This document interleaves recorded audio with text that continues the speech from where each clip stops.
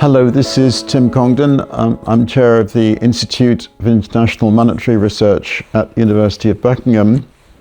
It's August 2026, and there's just been another kerfuffle in the American bond market, and concerns about American public finances remain with us and arguably are intensifying. This is crucial to the global financial outlook and to the prospective rates of growth of money and inflation, about which I talk in these videos. So today I want to focus again, because I've spoken about the subject for a few occasions now in the last 2 or 3 years, about the American public finances. I will also, by the way, be being a little bit pompous and vain and introduce something called Congdon's law, but okay, let me proceed. As I say, the worries about American public debt have been with us now for some years, and what I want to do first in this chart is to show historical background going back to the 1960s.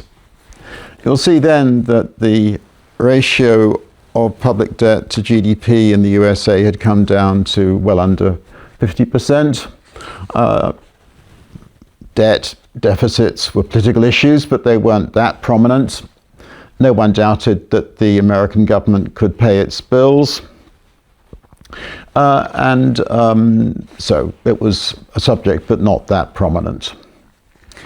Then we had, in the 1980s, we had President Reagan, supply-side economics, tax cuts, large budget deficits, and the ratio of debt to GDP rose significantly, but didn't get back anywhere near to where it had been, say, at the end of the Second World War, when the American public debt was about equal to national output. In the 1992 presidential election, Bill Clinton made the topic of debt absolutely central.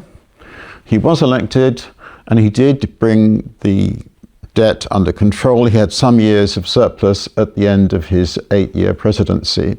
So when we get to the start of the 21st century, again, this isn't a major issue in global finance, isn't a major issue in macroeconomics, isn't a major issue in American politics. Anyway, we had the great financial crisis of 2007 to 2010 or thereabouts, and large budget deficits were again incurred, and there was a significant rise in the ratio of debt to GDP, as you can see, getting up towards 100%, as it had been at the end of the Second World War. Stabilized in the 2010s. And then we had COVID in 2020, and there's that very sharp upward surge, which I've indicated in red just at the start of the current decade. Now that's the history. So plainly we are at the moment with ratios of public debt to GDP that are historically very unusual, very high. Not as high as in 2020 itself, when of course GDP was reduced by COVID. Here we come on to a somewhat shorter sequence of years, the 2020s as such, but also we're going to have a look at the last year of Obama and the first Trump presidency. Now you can see that Trump inherited from Obama a debt to GDP ratio of over 100%. It was stable for most of Trump's first presidency. Then along came COVID, soared, and then we have Biden. And I put the Biden presidency between those two black lines. And I think a reasonable expectation, most people at the time, was that the output would rise as COVID was overcome, the budget deficit would fall, And so gradually that debt to GDP ratio would decline under the Biden presidency. And that was true in the first couple of years. And then in 2023, that stopped. I would look at these figures on a regular basis. I was looking at numbers for the growth of money market mutual funds, monetary topic, in the spring and summer of 2023. I was surprised the money market mutual funds were growing so fast. I did a bit more detective work, and I realized, in fact, that what was going on was that the budget deficit under President Biden was rising again. And that came as a bit of a shock to me, and I think to other people too. And the American Treasury tried to hide the fact. For a few months, there was suppression of postponing payments of bills through August, September 2023 to the end of that fiscal year. The American fiscal year ends in September. Anyway, the deficit in that year came to about 1.7 trillion. I thought they were fudging the figures. I said the true figure is more like 2 to 2.5 trillion. And in the 3 years since then, roughly speaking, the deficit has been about 2.1, 2.2 trillion with some ups and downs. So now we've just had this figure of the American national debt exceeding 40 trillion, $40,000 billion, much larger than GDP. I just want to, in terms of, one has to discuss who's to blame here. In my view, it's a pox on both your houses. This is a problem that certainly Joe Biden has been part of the trouble. The IMF, by the way, in 2023 made an assessment in April 2023. They then had another assessment in October 2023. They raised their view of the size of the American deficit relative to GDP by 2%. That's a huge move, all right? And may also say, in terms of economists, that I blame the Keynesian advisors in Ivy League universities for what happened under Biden. Budget deficits are a curse on every society. Keynesian economics has done a lot of harm by saying budget deficits can sometimes stimulate economies. Okay, well, that's all in a sense in the past now, but I want to establish the context. Congdon's law is that the ratio of interest on public debt, not the debt itself, the ratio of interest on the public debt has never exceeded 15% of GDP for an extended period of time in any nation. Now, I have obviously checked the data on all this. You do occasionally see debt interest to GDP ratios above 15%. Occasionally, they don't last very long. They're usually then followed by either a default or an inflation burst of some kind to reduce the size of the public debt by inflation. So that means that what we need to be looking at in this subject in terms of sustainability is the size of the debt itself, but also the rate of interest being paid on the debt, which is why what happens in bond markets is so crucial.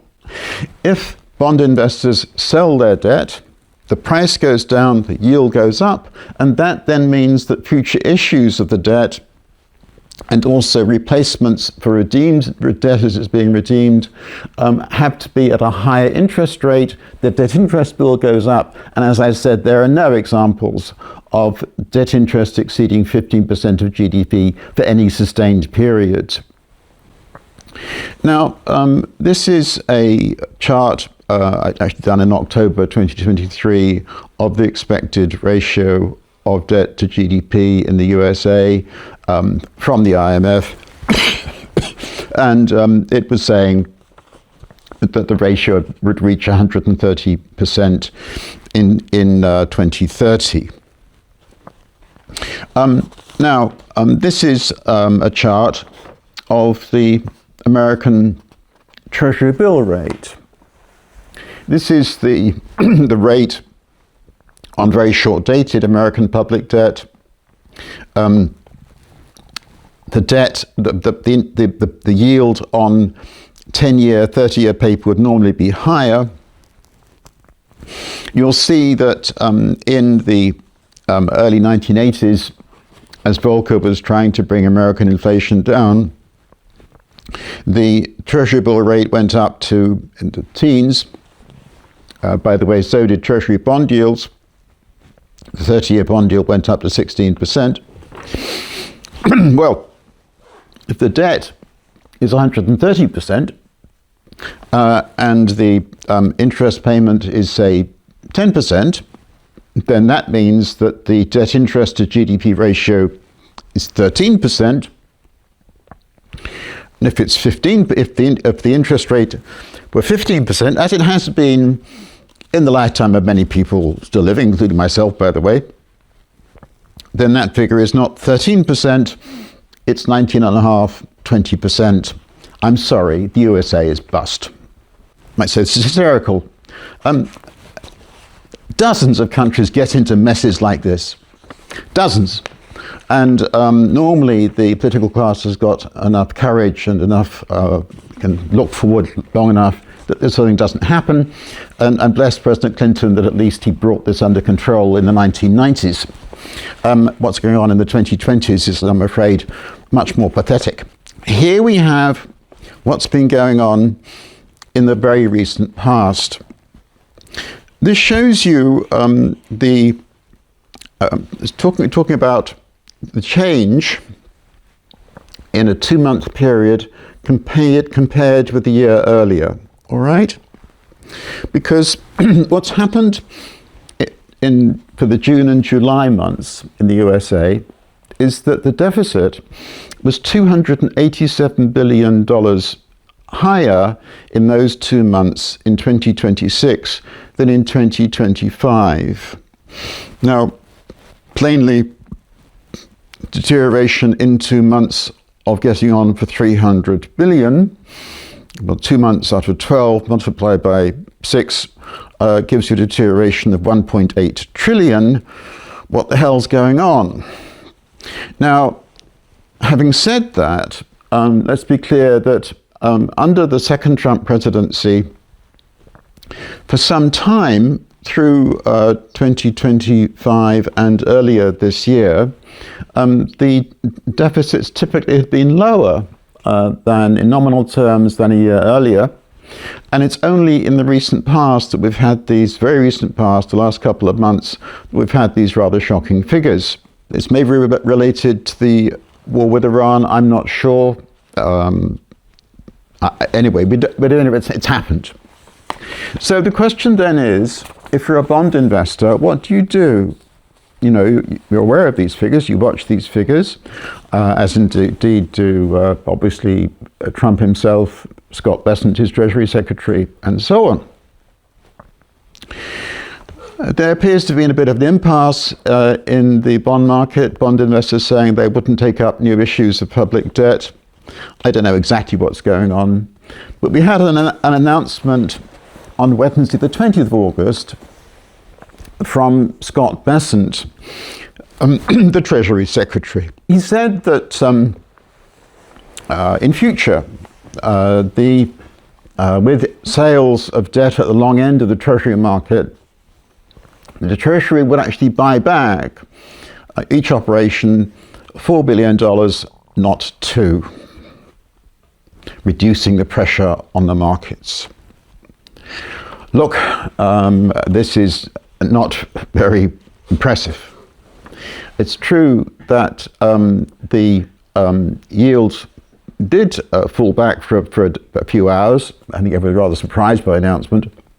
But then towards the end of last week, I'm speaking at the end of this week, the yields rode back again. I want to make 2 comments, and that'll be the end of my presentation this time.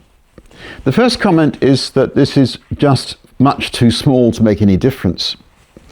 The debt is 40,000 billion. I'm not sure the exact number being redeemed each year, but it's into the thousands of billions of dollars.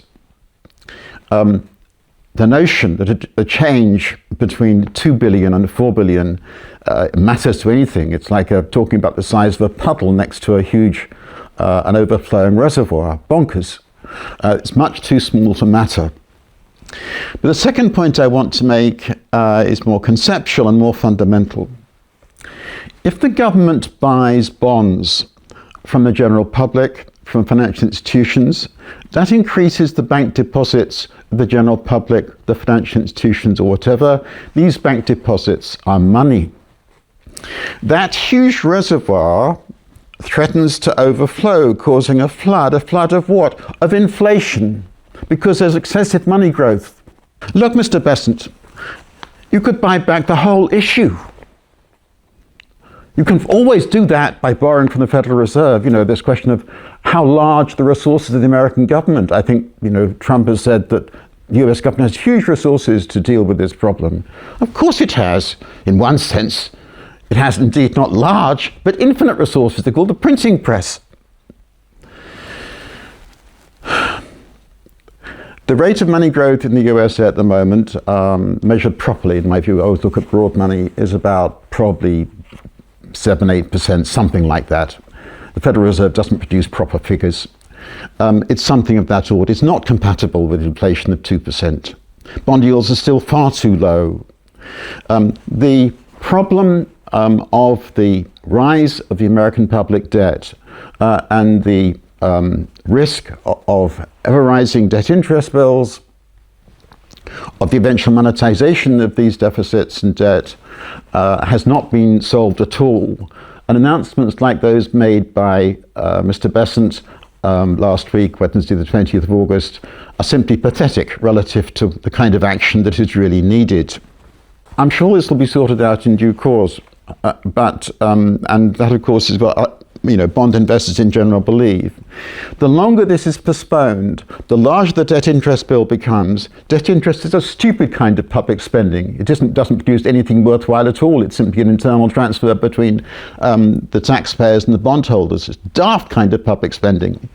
As long as the deficit continues, the debt interest bill worsens. What Larry Summers said, that he had been of course, heavily involved in advice to Clinton and others in the 1990s and later, former president of Harvard University, he said in September 2023, I would suggest that substantial and accumulating deficits and debts are a substantial threat to national security and national power. Budget deficits a decade out, comfortably in double digits as a share of GDP, now seem a reasonable projection. Not that bad, actually, but I think it's reasonable to ask the question, how long can or will the world's greatest debtor be able to maintain its position as the world's greatest power? On that note, I'll close. Thank you.